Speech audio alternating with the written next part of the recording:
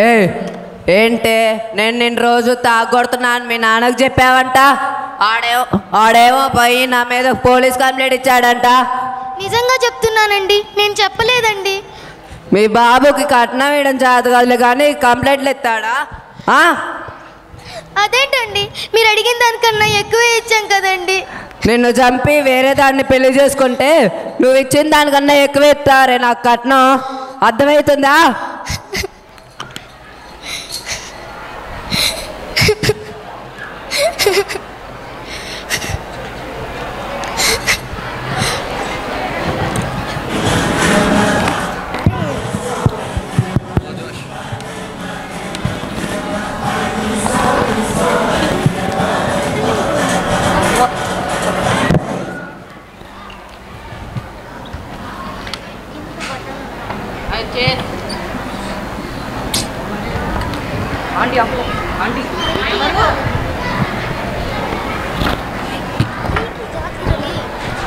Aunty ఎవరు? Uncle ఎక్కడ ఉన్నాడు ఆంటీ? అక్కడ ఉన్నారు చూడమ్మా. అంకుల్ అంకుల్ మీ అబ్బాయి అక్కడ ఎందుకు చేస్తున్నాడు అంకుల్? తొందరగా వచ్చి చూడండి. ఎక్కడ్రా? ఇక్కడే అంకుల్, చూడండి అంకుల్. ఏం చేస్తున్నావురా? మందు తాగుతున్నావా? రా రా రా రా రా రా ఇంటికి రా.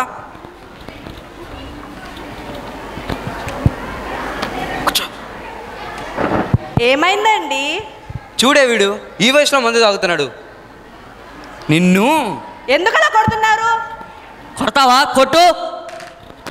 ఏంట్రా ఈ వయసులో? ఎవరు నేర్పించారు నీకు ఇదంతా? నాన్ననే. నానేంటి?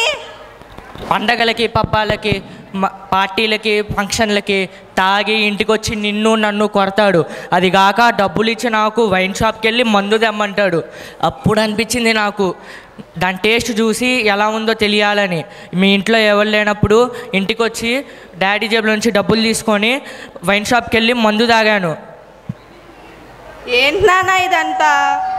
అంటే వీడు పాడవడానికి కారణం నేనే, ఈ సమస్యకి కారణం నేనే, పరిష్కారం కూడా నేనే అవుతాను. ఏంట్రా ఇదంతా? ఏంటి అలవాటు? మీరే చెప్తారుగా అమ్మా పెద్దల నుండి నేర్చుకోమని, అందుకే మీ నుంచి నేర్చుకున్నాను. నేను చేసిన తప్ప అమ్మా? చెప్పు, చెప్పమ్మా, చెప్పు.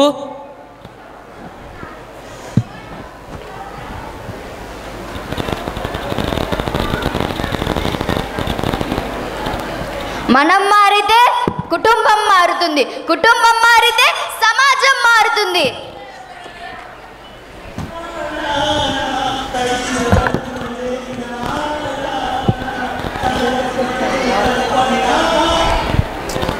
వైర్లెస్ వైర్లెస్ వాడి దగ్గర మైక్ స్పీకర్ వైర్లెస్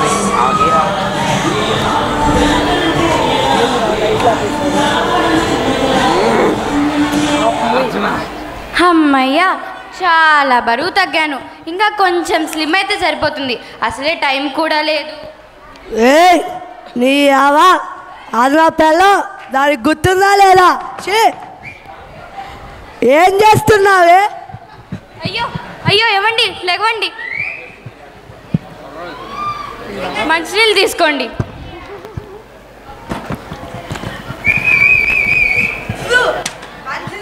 మంచినీళ్ళ? నేను తాగేది అది కాదు, ఇదే.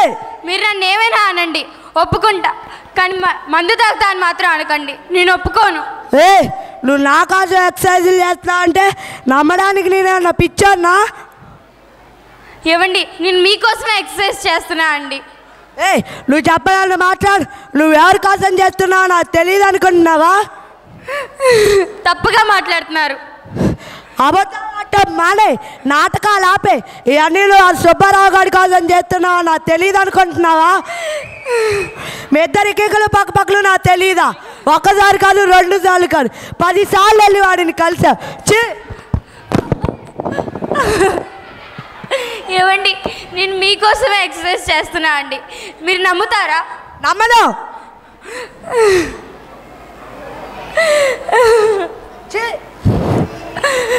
ఏంటే ఈ పేపర్స్? ఏంటి ఎక్కడ పడితే అక్కడ పడేయటమే ఆ పేపర్స్. చూపి, అవి ఏంటో మర్యాదగా నా చూపి. చూపిస్తావా లేదా? వద్దండి, ఏంటో ఈ రిపోర్ట్స్? ఏం రోగం వచ్చింది నీకు? రోగం వచ్చింది నాకు కాదండి, మీకే. మీరు తాగి తాగి చెడిపోయారు. మీ లివర్ చెడిపోయిందని మీరు అనుమానిస్తున్న డాక్టర్ సుబ్బారావు గారే చెప్పారు. నాలో నేను ఎంత కృంగిపోయానో, నాలో నేను ఎంత బాధపడ్డానో ఆ బాధ నాకు మాత్రమే తెలుసు. ఏం చేయాలో అర్థం కాక అప్పుడే తెలిసింది నా లివర్లో కొంత భాగాన్ని మీకు ఇవ్వచ్చని.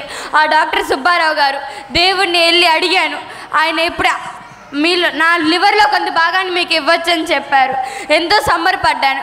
కానీ వెంటనే బరువు తగ్గితేనే ఆపరేషన్ చేయడం కుదిరిద్దని చెప్పారు. అందుకే ఈ ఎక్సర్సైజ్లు ఇవ్వండి.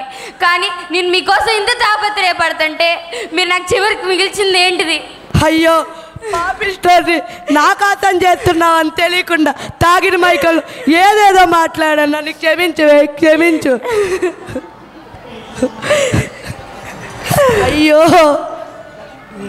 మద్యపానంతో ఆరోగ్యం అధఃపాతాళం. మద్యపానంతో నిండు జీవితాలు సర్వనాశనం. మద్యపానాన్ని విసర్జిద్దాం, సమాజాన్ని సంరక్షిద్దాం. ధన్యవాదాలు.